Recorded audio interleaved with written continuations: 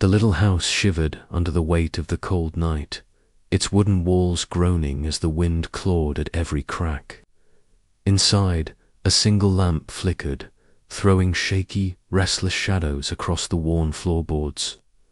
A small girl, no more than 7, pressed herself desperately against her mother, tiny hands quivering as she whispered between sobs, "Please, don't hurt us." Her wide eyes darted around, searching for even the smallest hint of safety, but safety had never lived here. Not in all the years she could remember. Her mother, pale and drained, tried to wrap her fragile arms tighter around her daughter. She had carried so many burdens, so many silent nights like this, that her own bones felt tired before her spirit. Life had been unkind long before tonight, long before these tears. She had once married with hope fluttering in her chest, believing in love that promised forever. But love, she had learned to painfully, could twist into chains when faced with anger, poverty, and disappointment. And standing over them now, the man whose shadow swallowed the room, was cruelty in human form. He wasn't the little girl's. Father Hugh was something far worse in her mind, a stepfather only by name.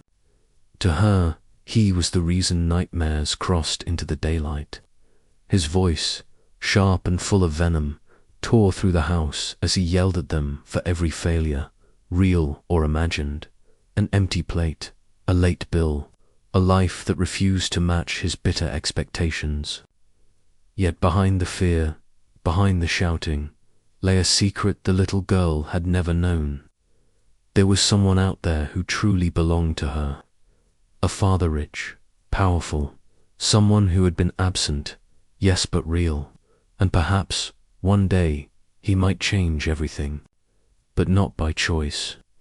A man who had assumed his daughter was living a life of ease, unaware she was trapped in shadows. It all started years ago, when her parents' paths had split apart.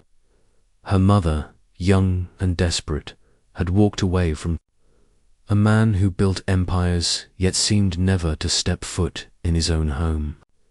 She had believed she was choosing the right path, choosing simplicity over wealth, presence over absence.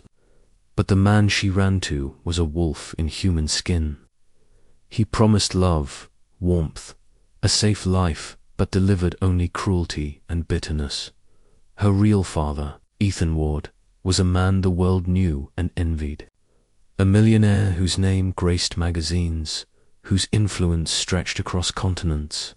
And yet, for all the gold and glory, his heart carried a quiet emptiness.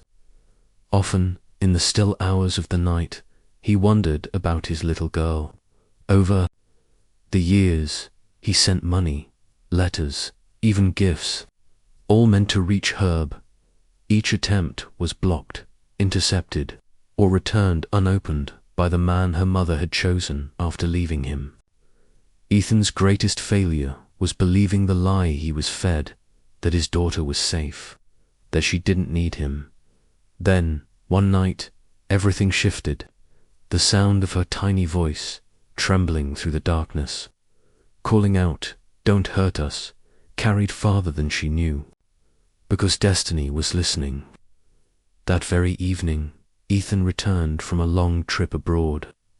For years, he had employed private eyes, investigators, people who could uncover the hidden truths of the world, but tonight, fate had drawn him closer. To the truth, closer to the little girl whose life he had silently mourned from afar. His investigators had worked silently for years, digging, asking questions, quietly tracing every lead. And finally, the trail led to her. He found them, his daughter and her mother, living in a forgotten corner of the city where hope seemed to wither. Without a second thought, Ethan left behind his mansion, his tailored suits, the hum of his luxury cars, and drove alone into the neighborhood where broken dreams seemed to gather like shadows. When he stepped out of his sleek car, his chest tightened. The house before him was crumbling, weary, and unfit for a child. His heart raced as he crossed the cracked path toward the door. Before he even touched the handle, he heard Ither shouting, the rage that had haunted countless nights. He pushed the door open, and the room froze. The little girl's sobs hung in the air, sharp and fragile like shattered glass. The stepfather spun around, red-eyed and furious, but the moment his gaze fell on Ethan, the bravado faltered. Behind him stood Ethan Wardnot, just a man of power or wealth, but a father who had finally come home to his child.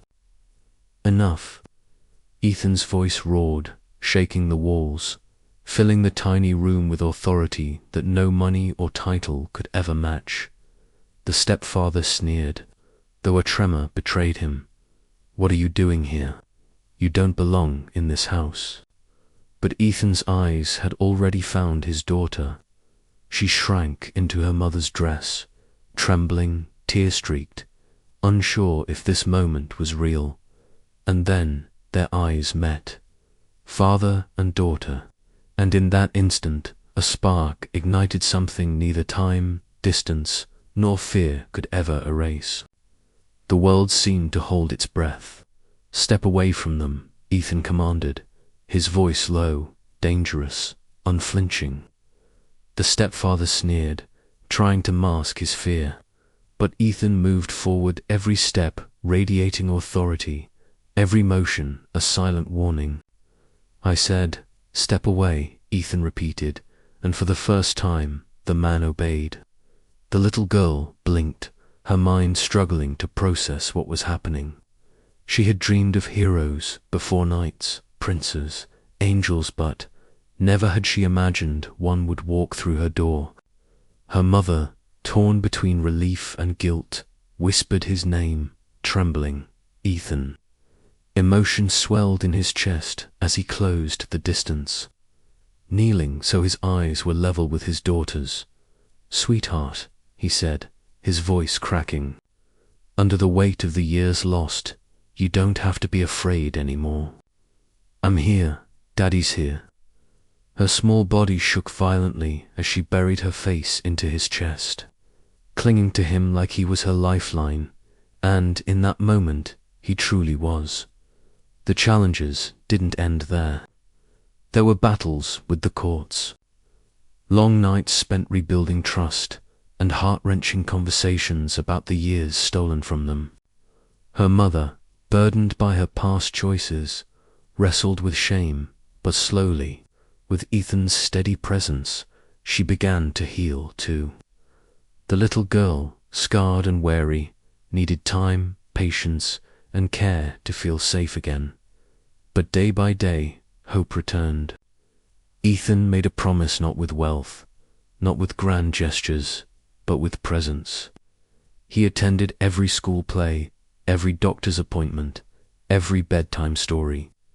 He learned that being a father wasn't about money, it was about showing up when she whispered, "Don't leave me." And he never left again. As the years passed, her laughter returned, the nightmares faded. She grew into a strong, resilient young woman, filled with a love born from survival and healing. By the end of their journey, the family discovered something undeniable. Life will test you. People may fail you, but real hope is never truly lost, even in the darkest nights.